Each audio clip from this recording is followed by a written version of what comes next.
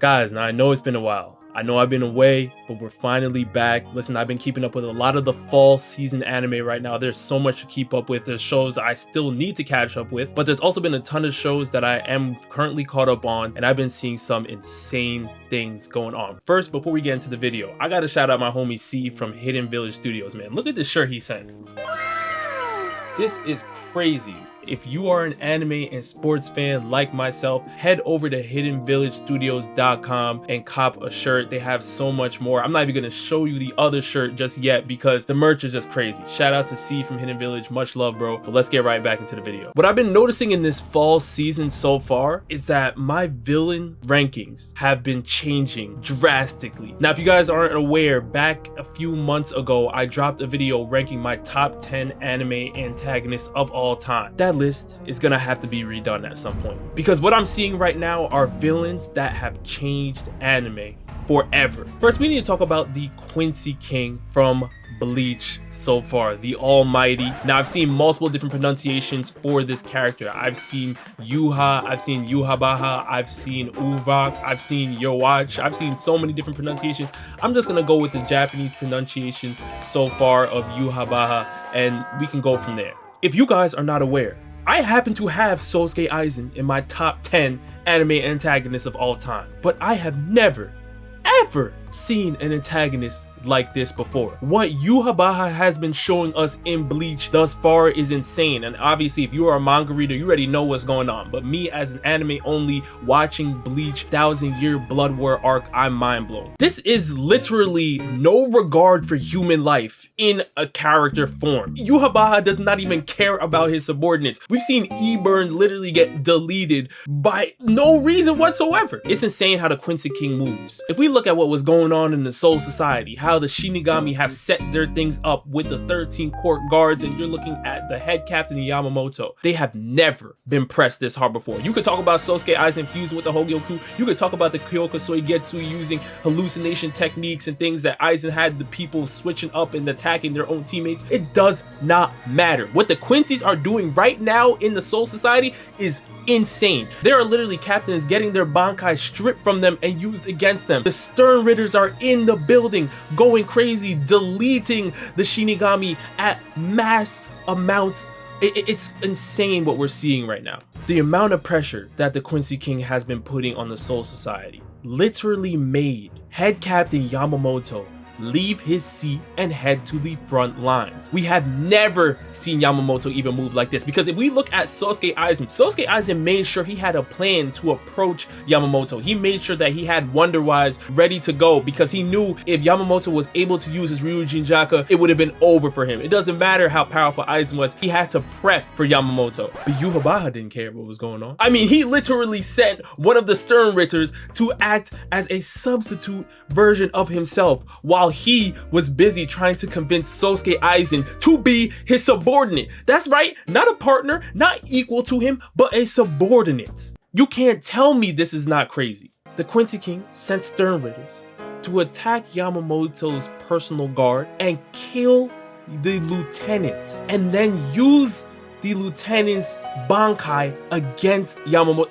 I cannot believe how disrespectful that is. You're taking his right-hand man's Bankai and trying to use it against him? Disrespectful. Then you're approaching Yamamoto after he exhausted all of his energy against a fake version of yourself. It is unbelievable what Yuhabaha has been doing. And listen, as we already know, the Shinigami have their power-ups in Bankai. The Arankars have their power-ups in the Resurrection. But the Quincy's also have their own power-ups and the Volsterndish. And I am just waiting to see what the Quincy King's version of the Volsterndish is looking like. Because if we get to see this in action, and I already know the manga readers, you probably already know what's going on. But as an anime only for Bleach, I am waiting patiently because this is something that he did not even have to use against Yamamoto. Now we know the Quincy's are not fighting fair. They're stealing the Bankai. But there is one character that they're struggling to steal the Bankai from, and obviously that is Ichigo Kurosaki. I cannot wait for that matchup. Yuhabaha is definitely in my top 10 antagonists of all time,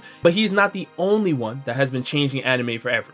Now this character truly surprised me, because when I first saw this character, I was thinking, you're just a substitute version of your master. There's nothing really you're gonna show me that's gonna wow me, and this character literally changed my mind.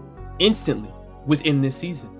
I am talking about Tomoda Shigaraki from My Hero Academia. Now, don't get it twisted. I already know my Hero manga readers already know how dangerous this character is. But even if I've heard spoilers about his strength, what I really wanted to see from Shigaraki was, can he be a villain for All For One? But what he did shocked me even more. Shigaraki's moves weren't to be a villain for All For One. He is looked at as being All For One 2.0. He is supposed to be a step up above All For One, an even more powerful, even more lethal villain than All For One was. Dr. Garaki already had his own reservations about Shigaraki. He wasn't sure if he was up to snuff, but what he asked him, Shigaraki, if you're able to tame Gigantomachia like All For One, I will acknowledge you as a leader. Not only did Shigaraki do that, but Shigaraki was able to take down Ridestro and then actually become the leader of the Paranormal Liberation Front. All that is cute, all that is nice, but that is not why I'm putting Shigaraki in my top 10 anime antagonists of all time. The level of fear I'm seeing Shigaraki instill in the pro heroes and the students of UA is something that I have not even seen All For One do in the earlier seasons of My Hero Academia. Do you know what this means? Because when Deku was in the presence of All For One, we did not see any signs of the first vestige of the One For All quirk, but now all of a sudden we're seeing the first user of One For All of all time contacting Deku, saying, you need to watch out. Something is out there and it's going to take everybody out. You need to be ready to go, which means that Shigaraki has woke him up as he was able to awaken his own quirk thanks to Dr. Garaki. Shigaraki's quirk awakening had Eraserhead, Endeavor, Mirko, I mean everybody and their mother running as fast as possible to get away from the vicinity because he decayed everything in the vicinity. What Shigaraki is doing right now is unbelievable. I haven't seen All For One do this much damage when he was in the presence of All Might. And just when you think it's over, you forget that he still has access to Gigantomachia. Shigaraki is a beast. And when it comes to his quirk awakening, no quirks were able to stop the wave. Shigaraki's a top 10 anime antagonist. I gotta figure out where I'm placing him after this, but he's now in the conversation. Absolutely. As I've said previously, there are many villains that have changed anime forever for me, but this next character is probably the most dangerous of them all. I want to apologize to my One Piece anime only fans because I do have to step into the manga territory here just for this character. You do know who the character is though in the anime, but the manga goes more in depth. My manga readers know why. The next villain I need to talk about is Im from One Piece. Now, when this villain first was introduced into the series, there was a lot of shock value surrounding this character because we did not even know this character existed. There were no signs, there was no foreshadowing from Oda. We were all blown away at the fact that the Gorosei had someone that they answered to. The leaders of the world had a leader. That is something we did not see coming. But because we did not know the existence of Im, we saw that Im was slashing up the pictures of Blackbeard and Luffy and Shirahoshi, but we did not know the true extent of what it meant. But now we know why Im is left unknown. Now we know why you should not be trying to figure out who Im is or Im's existence. Because what Im has been showing us is, if you find out I exist, you're gone. You're deleted. And not only are you deleted, but the spot you are on currently on the map is also getting deleted along with you. So that means nobody can figure out who you are. Nobody can tell the tale. What am I talking about? I'm talking about Sabo. Yes, Flame Emperor Sabo. Sabo stocks have been going through the roof recently. We know that Sabo was able to escape a Fujitora and an Aramaki at the same time. Two admirals. Now, they were not able to go all out because they were in the Holy Land, but it does not matter. Even if he had Limburg, Morley, and Karasu there with him, Sabo was able to pull off this feat and free Kuma. That's still top tier. Flame Emperor Sabo is no scrub whatsoever. But in his time in the Holy Land, he was actually able to discover Im's existence. But with all the Sabo praise, none of this matters. Because what Im has shown us is that I don't care how powerful you are, I don't care what you have done. If you find out my existence, you're done. And the way that Im was able to carry this out is unreal, because Sabo finds himself in the Lucia kingdom and he contacts Dragon trying to relay his new foundings. And next thing you know, beams are shining from the heavens. Sabo's looking up, what is that? I don't know what's going on. People are scared on the Lucia kingdom. Im says, that island, that kingdom, that country, I want it deleted, and it's gone.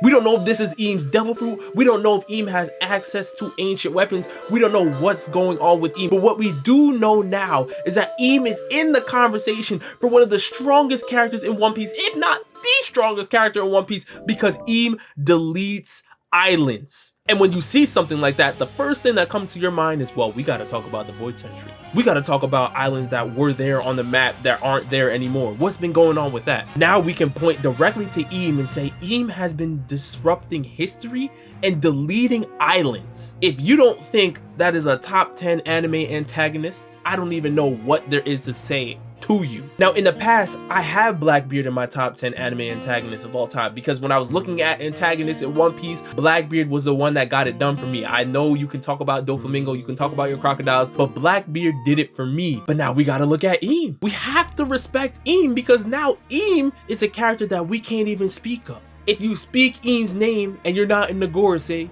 you're a goner, and everybody that's around you is a goner. And now we're seeing this currently with Vegapunk. Vegapunk knows too much.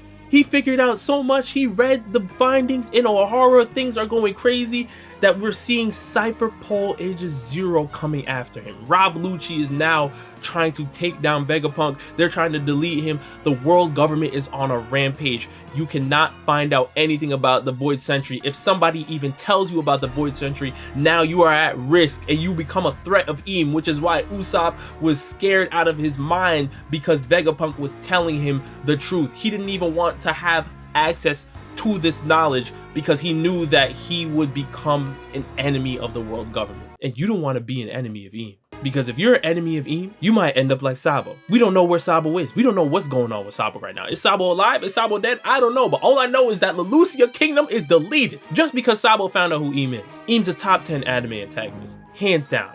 Now, I hope you guys are enjoying this fall season anime as much as I am. You guys let me know down in the comment section below. Who are in your top 10 anime antagonists of all time? I've been loving the villains that have been showing out so far in the recent months. The villains are really stepping their game up. I love it here. And with that, I'll see you next time.